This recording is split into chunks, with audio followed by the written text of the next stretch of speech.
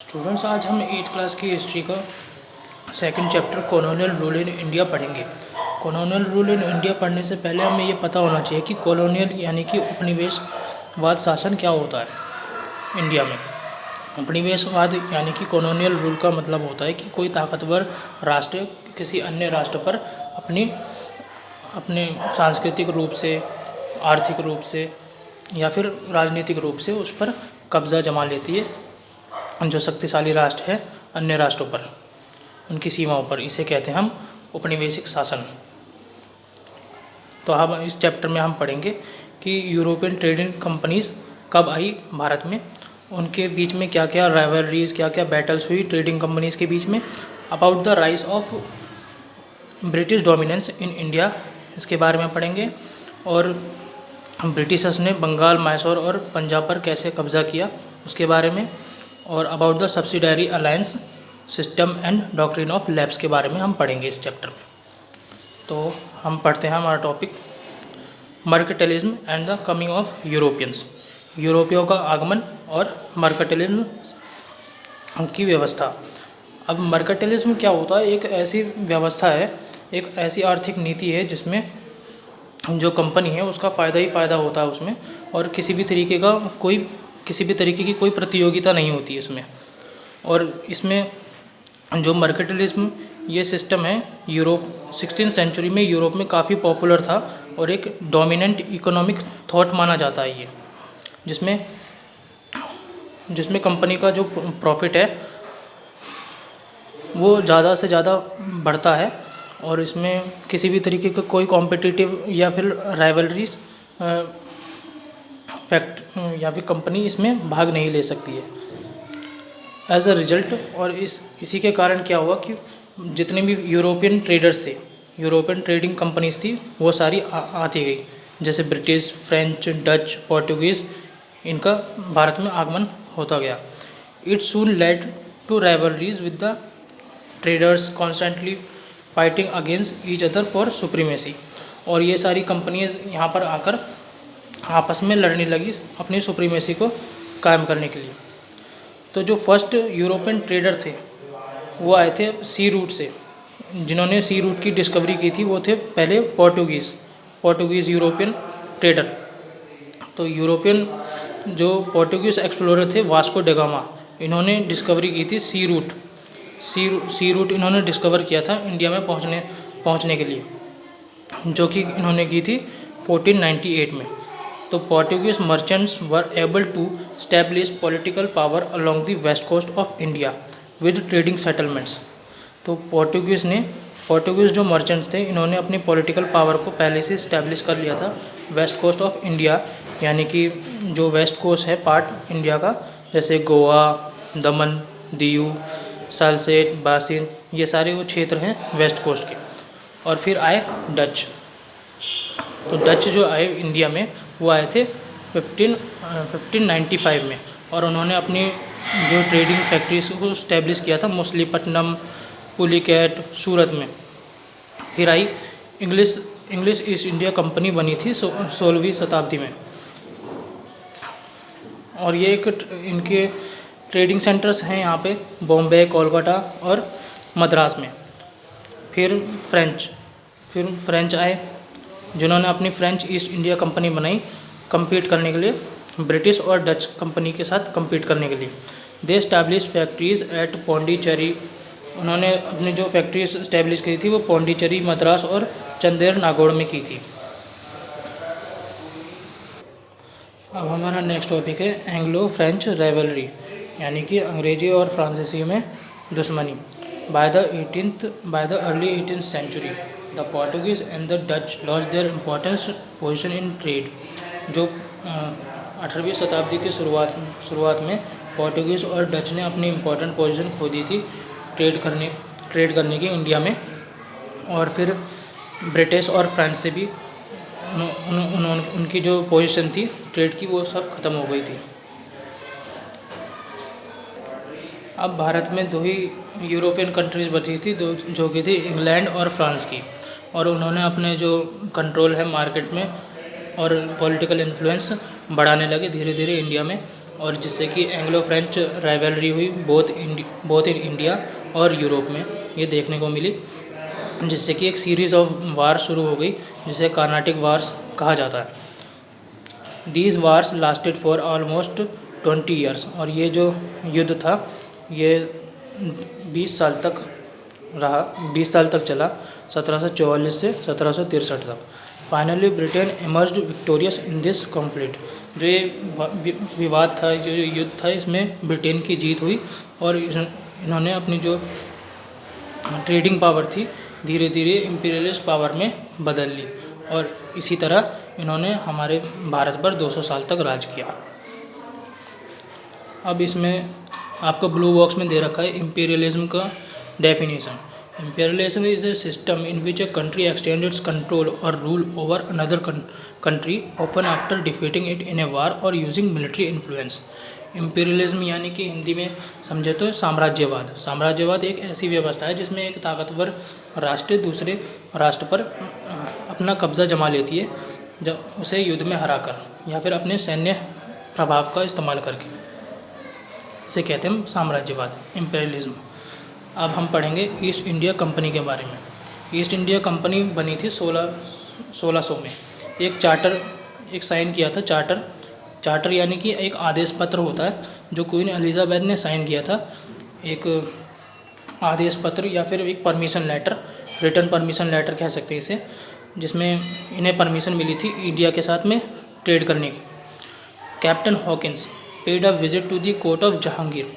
Captain Hawkins Jahangir की सभा में आते हैं 1608 में, पर वो मतलब एक व्यापार का अधिकार लेने के लिए आए थे 1608 में, पर वो फेल हो गए। हालांकि 1613 में सर थॉमस रो भारत आते हैं और उन्हें अपनी पहली फैक्ट्री को स्टैब्लिश करने का एक परमिशन मिल जाता है सूरत में। ग्रेजुअली अब धीरे धीरे क्या होता है कि east India company establish it's trading centre at Bombay, Calcutta and Madras. धीरे धीरे अपने ट्रेडिंग सेंटर्स को स्थापित करने लगती है बॉम्बे, कैलकाटा और मद्रास में। English settlements and factories were later established at Machilipatnam. जो कि इंग्लिश सेटलमेंट्स या फैक्ट्रीज थे ये बाद में स्थापित हुए अलग अलग जगहों पर, जैसे मछलीपट्टनम, पटना, ढाका, कासिम बाजार, फोर्ट सेंट जॉर्ज इन मद्रास, बॉम्बे, सुतानुती, कोलकाता और गोविंदपुर में। The British received special privileges from the Mughal emperor in the form of 2 फरमान्स। अब ब्रिटिशर्स को कुछ सुविधाएं प्रदान की गई मुगल एम्परर्स द्वारा, मुगल शासकों द्वारा कुछ विशेष सुविधाएं प्रदान की गई, जो कि इन 2 फरमानों के द्वारा मिलती है। फरमान यानी कि शाही आदेश, which allowed them to dominate European trade further, जिससे कि उन्हें यूरोपीय व्यापार को आगे बढ़ाने में मदद मिली। अब पहला फरमान जो मिला वो औरंगज़ेब द्वारा मिला था 1691 में ब्रिटिश कंपनी को, कि उन्हें कोई भी कस्टम ड्यूटी नहीं पे करनी होगी बंगाल में। अब दूसरा फरमान था 1717 में, जो कि मिला था फर्रुखसियार से, जिसमें ये कहा गया था कि ब्रिटिश को कोई भी कस्टम ड्यूटी पे नहीं करनी होगी गुजरात और दक्कन के क्षेत्र में। अब हम पढ़ेंगे acquisition of territories in India. कैसे कैसे सीमाओं पर इन्होंने कब्ज़ा किया, भारतीय सीमाओं पर इन्होंने ब्रिटिशर्स ने हमारे कब्ज़ा किया। अब British domination over trade gradually give way to territorial ambitions. अब जैसे ब्रिटिशर्स का व्यापार धीरे धीरे बढ़ता गया, उनकी सीमा क्षेत्र भी धीरे धीरे बढ़ने लगी। This led to wage wars against the Indian rulers, जिससे कि जो भारतीय लोकल शासक थे उनके बीच में इनसे बार बार कॉन्फ्लिक्ट या फिर युद्ध होते रहे। The first of such conquest began with Bengal, और ऐसी पहली लड़ाई का जो नतीजा था वो थी बंगाल पर जीत। अब हम पढ़ेंगे कॉन्क्वेस्ट ऑफ बंगाल, यानी कि बंगाल पर कैसे कब्जा किया गया। At the time the kingdom of Bengal, जो बंगाल का जो पूरा साम्राज्य हुआ करता था उसमें कुछ प्रांतों से मिलकर बना हुआ था, जैसे बंगाल, बिहार और उड़ीसा। ये सब प्रांत उस टाइम एक ही बनकर पूरा बंगाल साम्राज्य हुआ करता था। द फरमान्स granted to the English East India Company, जो फरमान जो मिला था ईस्ट इंडिया कंपनी को मुग़लों द्वारा, तो उससे क्या हुआ कि लोकल नवाब्स जो बंगाल के जो लोकल नवाब से लोकल रूलर्स थे उनमें रिसेंटमेंट आ गया, एक आक्रोश आ गया कि ये अपने जो पहले औरंगज़ेब द्वारा इन्हें जो भी शाही फरमान द्वारा इनको सुविधाएं मिली थी उनका गलत फ़ायदा उठा रहे हैं। तो जो बंगाल के नवाब थे उन्होंने इसका विरोध किया। As the province was losing huge amounts of revenue, क्योंकि जो बंगाल प्रांत था वो अपने ह्यूज अमाउंट में अपने रिवेन्यू को लॉस कर रहा था। The British were also miss using the right by selling Dastak, और जो ब्रिटिश थे वो अपने राइट का मिसयूज़ कर रहे थे दस्तक को सेल करके, जो कि उस टाइम पे एक फ्री पास हुआ करता था जो यूरोपियन ट्रेडर्स को मिलता था, specially British traders of the company, जो और विशेष तौर पर ब्रिटिश ट्रेडर्स को मिलता था कंपनी के द्वारा, फ्रॉम पेइंग कस्टम ड्यूटीज़, क्योंकि उन्हें कोई भी कस्टम ड्यूटीज़ नहीं पे करनी होती थी। उस दस्तक एक फ्री पास हुआ करता था उस टाइम पर, जिससे मतलब कि कोई भी कस्टम ड्यूटीज़ उन्हें पे ना करनी पड़े। Therefore the nawab of Bengal, इसलिए जो बंगाल के नवाब थे सिराजुद्दौला ने इंग्लिश फैक्ट्री पर अटैक किया, जो कि था कासिम बाज़ार में, और फोर्ट विलियम पर कब्ज़ा कर लिया। The British retaliated and captured Calcutta under the leadership of Robert Clive, और फिर जो ब्रिटिशर्स ने इसका जवाब दिया और कलकत्ता को फिर से कैप्चर कर लिया under the leadership of Robert Clive के लीडरशिप में फिर कलकत्ता को वापस हासिल कर लिया गया। He also accuse the nawab of Bengal of conspiring with the French against the British, उन्होंने ये आरोप भी लगाया बंगाल के नवाब पर कि ये फ्रेंच से मिले हुए हैं, जो कि राइवल थे ब्रिटिश के। अब हम ऐसी दो निर्णायक लड़ाइयों के बारे में पढ़ेंगे जिनके बाद अंग्रेज़ों ने धीरे धीरे पूरे भारतीय सीमाओं पर कब्ज़ा करना स्टार्ट कर दिया था। तो ये दो निर्णायक लड़ाइयाँ हैं जो कि हैं बैटल ऑफ प्लासी और बैटल ऑफ बक्सर। तो इसके बारे में हम आगे पढ़ेंगे। बैटल ऑफ प्लासी हम पढ़ते हैं इन द ईयर 1757। जो ये बैटल ऑफ प्लासी कहाँ हुई थी? प्लासी यानी कि बंगाल के एक क्षेत्र प्लासी में 1757 में। The armies of the company and the nawab of Bengal clash in the battle of Plassey. जो बंगाल के नवाब थे उस टाइम सिराजुद्दौला और जो कंपनी की आर्मीज़ थी, ये इन दोनों के बीच में युद्ध हुआ था। कहाँ पे? प्लासी में। In this battle Sirajuddaula was defeated and killed. इस लड़ाई में क्या हुआ कि सिराजुद्दौला की हार हुई और उन्हें मार दिया गया। One of the major cause of this defeat, उनके हारने का एक मुख्य कारण ये था कि उनके जो नवाब के जो कमांडर इन चीफ थे, यानी कि सेनापति मीर जाफ़र जो थे सेनापति नवाब के, उन्होंने युद्ध में भाग ही नहीं लिया। वो अंग्रेज़ों से जाकर मिल गए इस लालच में कि उन्हें सिराजुद्दौला के बाद राजा बना दिया जाए, बंगाल का नवाब बना दिया जाएगा।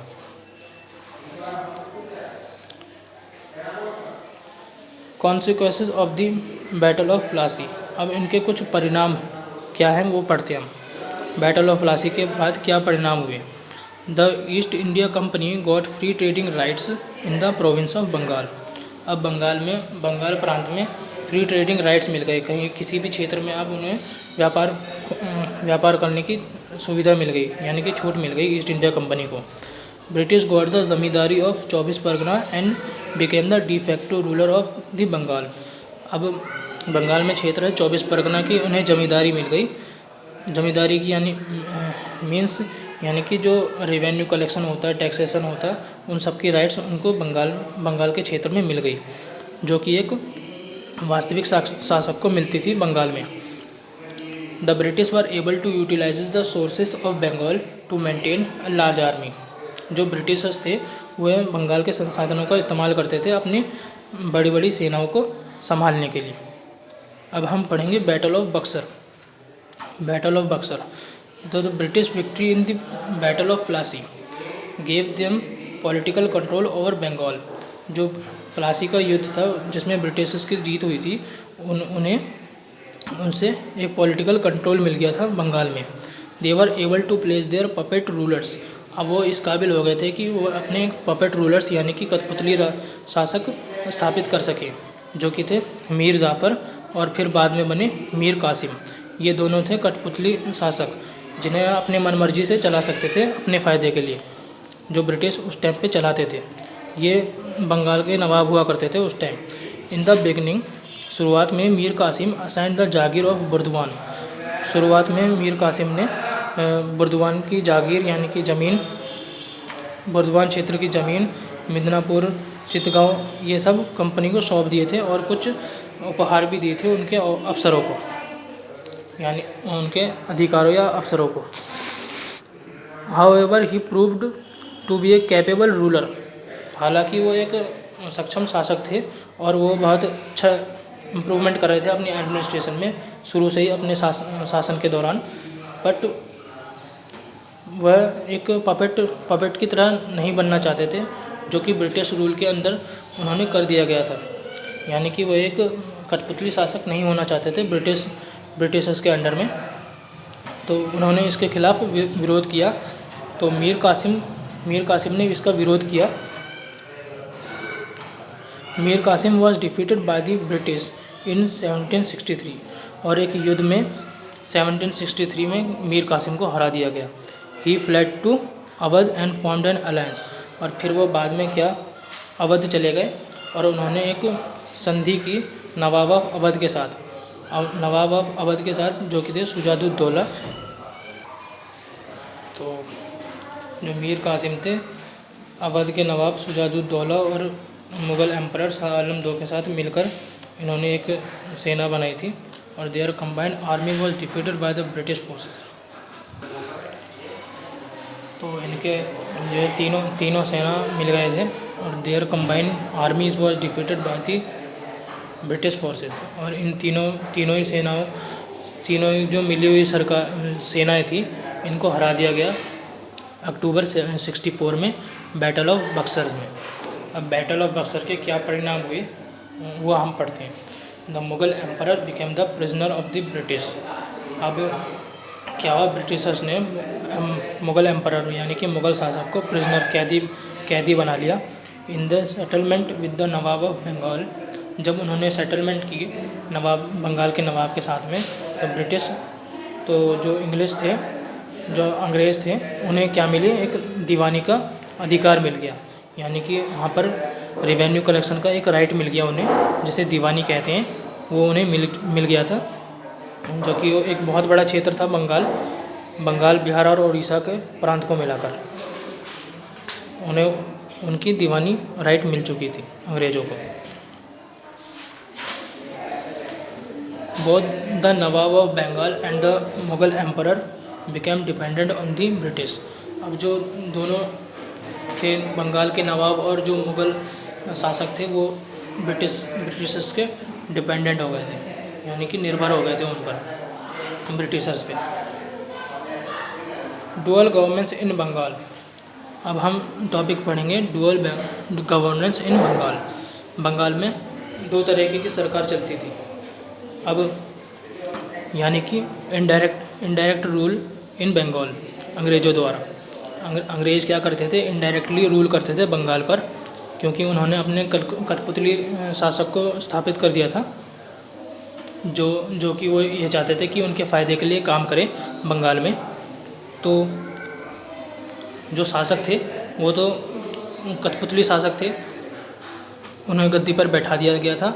और जो ब्रिटिशर्स थे वो क्या करते थे, अपने जो जितना भी व्यापार करते थे उससे अपना फ़ायदा निकालते थे बंगाल में व्यापार करके। तो battle of Buxar establish the system of dual government in Bengal में बैटल ऑफ बक्सर के बाद क्या हुआ, डुअल गवर्नमेंट की व्यवस्था आ गई बंगाल में, which gave the British the right to collect revenue, जिससे कि ब्रिटिशर्स को क्या मिला, एक अधिकार मिल गया रेवेन्यू कलेक्शन का, और राइट मिला निज़ामत का। निज़ामत यानी कि जिसमें इंक्लूड था maintenance of law and order, जो उस टाइम पर बंगाल के नवाब किया करते थे, क्रिमिनल जस्टिस का डिस्पेंसेशन, और जो फ्रंटियर्स थे उनके सीमाएं जो थी वो डिफेंड करना, वो सब जो नवाब करते थे वो सब उनको उनको राइट मिल चुका था अंग्रेज़ों को। Who was paid an annual amount by the British to meet their expenses. अब वो नवाब नवाब क्या करते थे, उन्हें हर साल उनके जो खर्चे होते थे ब्रिटिश कंपनी को आगे बढ़ाने के लिए, हर साल उन्हें खर्चे दिया करते थे। This arrangement of dual government, और जो ये अरेंजमेंट था डुअल गवर्नमेंट का, was put an end under governor general Warren Hastings जो गवर्नर जनरल थे 1772 में, उनके अंडर में ये अरेंजमेंट ख़त्म हो गई डुअल गवर्नमेंट की। Calcutta was made the capital और the seat of power of the British in India. और उस टाइम क्या था, कैलकाटा को राजधानी बना ली गई थी ब्रिटिश पावर की। और फिर बाद में 1911 में दिल्ली को डिक्लेयर कर दिया गया था इंडिया का कैपिटल। अब हम पढ़ेंगे conquest of Mysore. One of the strongest opposition that the British had to face in India. अब ब्रिटिशर्स के लिए एक ये चुनौती थी, सबसे बड़ी चुनौती थी इंडिया में जो कि फेस कर रहे थे वो मैसूर में, under the leadership of Hyder Ali और उसके जो बेटे थे टीपू सुल्तान और हैदर अली के लीडरशिप में जो मैसूर पर उन्होंने कब्ज़ा कर रखा था, वो एक स्ट्रॉन्गेस्ट पोजीशन था ब्रिटिशर्स के लिए। अब एंग्लो मैसूर वार के बारे में हम पढ़ेंगे जो कि था 1766 से 1799 में। Hyder Ali was the ruler of Mysore. Hyder Ali Mysore के शासक थे British between the year 1762 to 1782, 1761 to 1782। और उनके शासन के दौरान he did not encourage trade with the British. वो ब्रिटिशर्स के साथ किसी भी तरीके का व्यापार नहीं किया करते थे, क्योंकि उन्होंने जो अपनी अलायंस बना रखी थी फ्रेंच के साथ बना रखी थी, और उन्होंने अपनी आर्मी भी मॉडर्नाइज कर ली थी फ्रेंच के साथ में।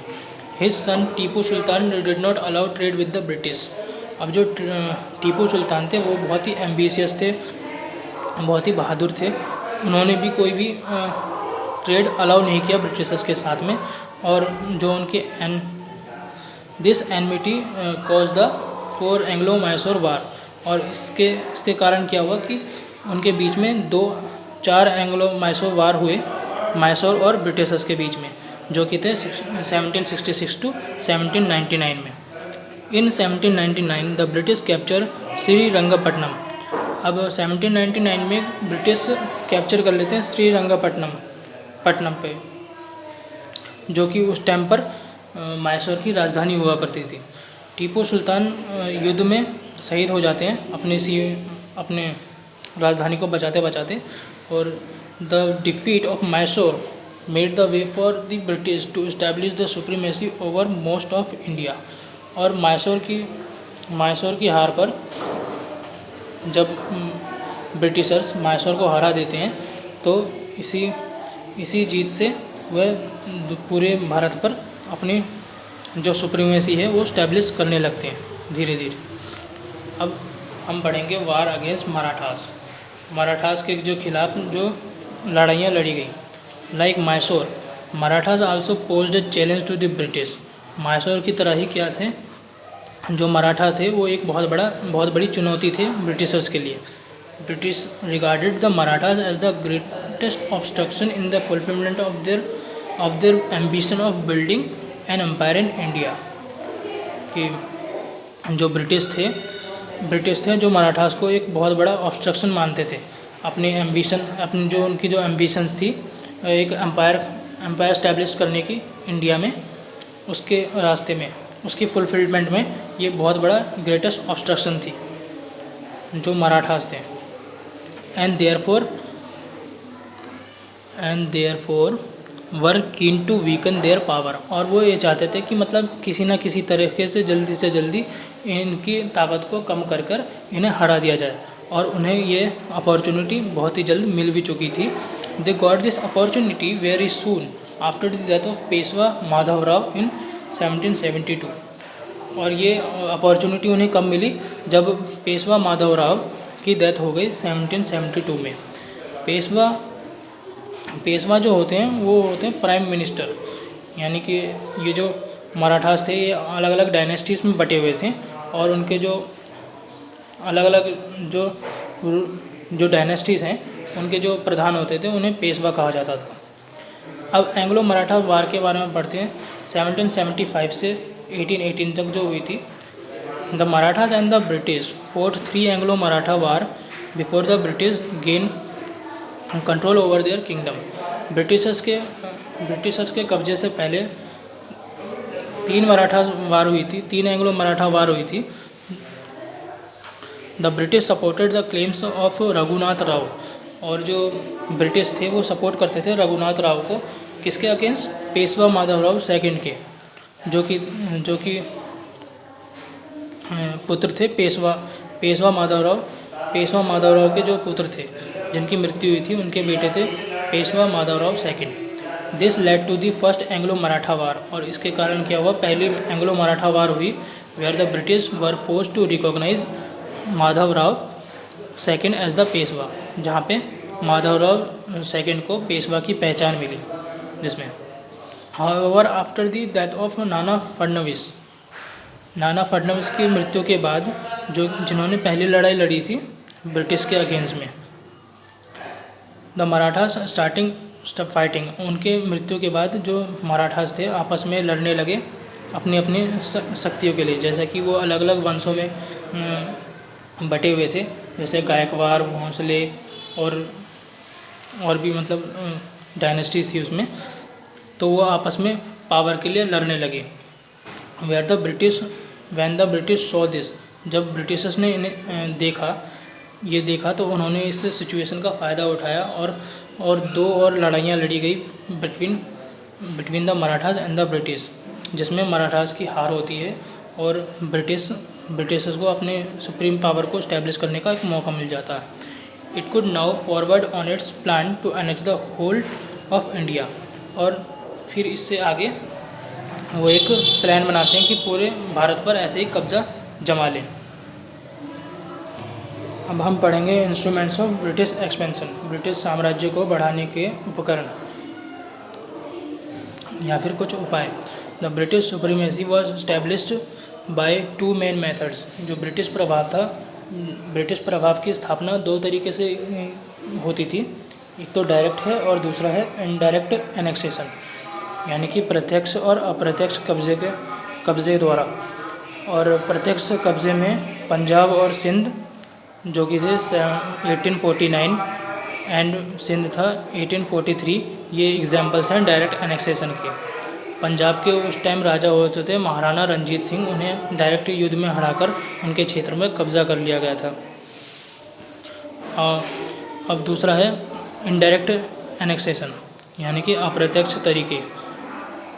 Annexation of Indian territories was also done indirectly through subsidiaries alliance. तो इनडायरेक्ट तरीके थे 2, एक तो था सब्सिडारी अलायंस और दूसरा था डॉक्ट्रिन ऑफ लैप्स। अब सब्सिडारी अलायंस में क्या होता है? ये इस सब्सिडारी अलायंस की शुरुआत की थी लॉर्ड वेल्सली ने। एक बहुत प्रभावकारी उपकरण माना जाता था ये ब्रिटिश टेरिटरी को फैलाने में इंडिया में। और इसके कुछ प्रावधान पढ़ने से पहले हम जान लेते हैं कि सब्सिडारी अलायंस होती क्या थी। तो सब्सिडारी अलायंस ये होती थी कि इसमें जो भारतीय शासक थे, भारतीय शासकों को बंदूकधारी जो भी सैनिक थे उनको रखने की अनुमति नहीं थी। बंदूकधारी जो सेना होती थी वो जो लोकल राजा थे वो क्यों रखते थे? अपनी सुरक्षा के लिए। तो कंपनी ने क्या किया? कंपनी ने कहा कि हम आपको सुरक्षा प्रदान करेंगे, पर आपके जो ये सैनिक हैं जितने भी, ये अपने साथ हथियार नहीं रख सकते। तो वो क्या करते थे? जो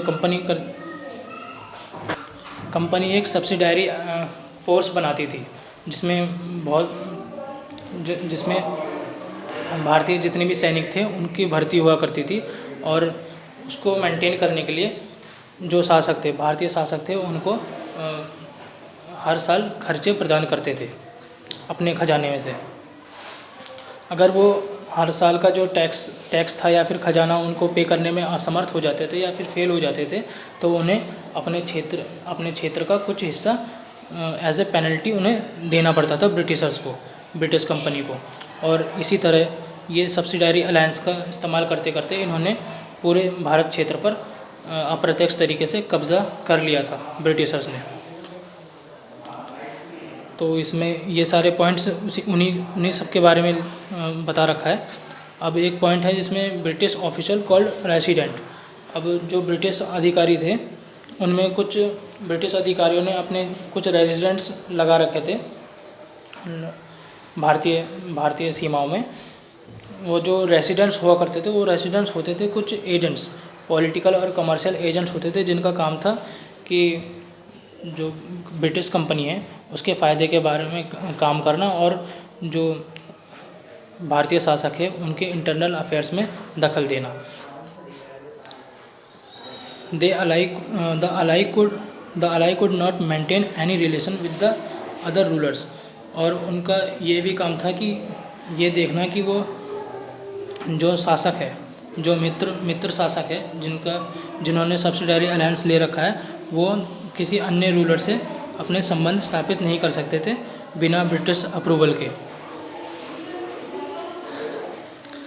तो इनमें सब्सिडायरी अलायंस में जो स्टेट्स ब्रिटिश कंट्रोल में आए थे वो थे हैदराबाद, तंजौर, अवध, ग्वालियर, इंदौर, उदयपुर, जयपुर और जोधपुर।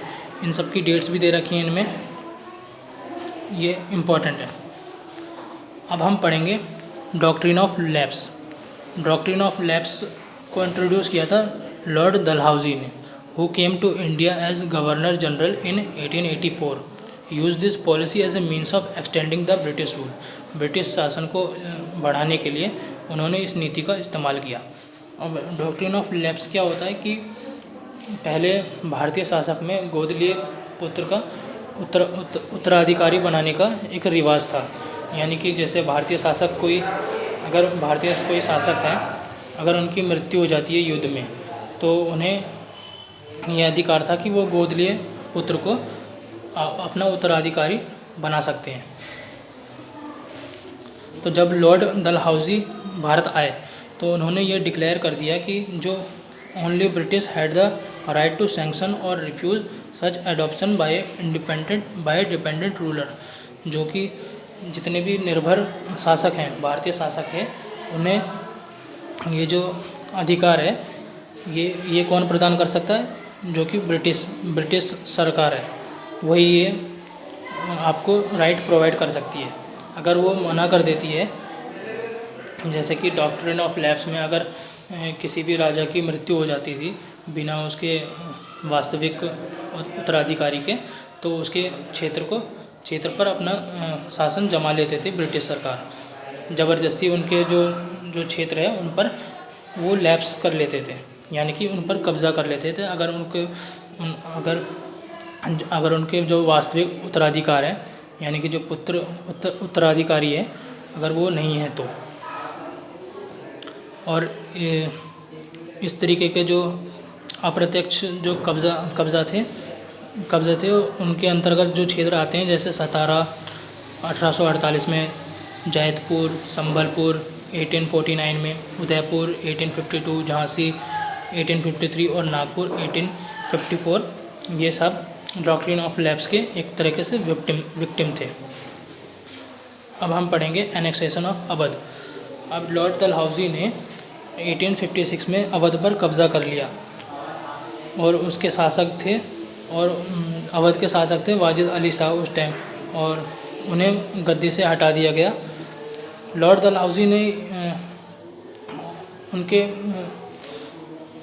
राज्य पर कब्ज़ा करने का ये कारण बताया कि वो अपनी सरकार ठीक ढंग से नहीं चला पा रहे ड्यू टू मिस गवर्नमेंट, इसलिए उनके राज्य पर उन्होंने कब्ज़ा जमा लिया। लॉर्ड डलहौजी ने ये रीज़न बताया, ये कारण बताया अपने कब्ज़े का। Administration under the British.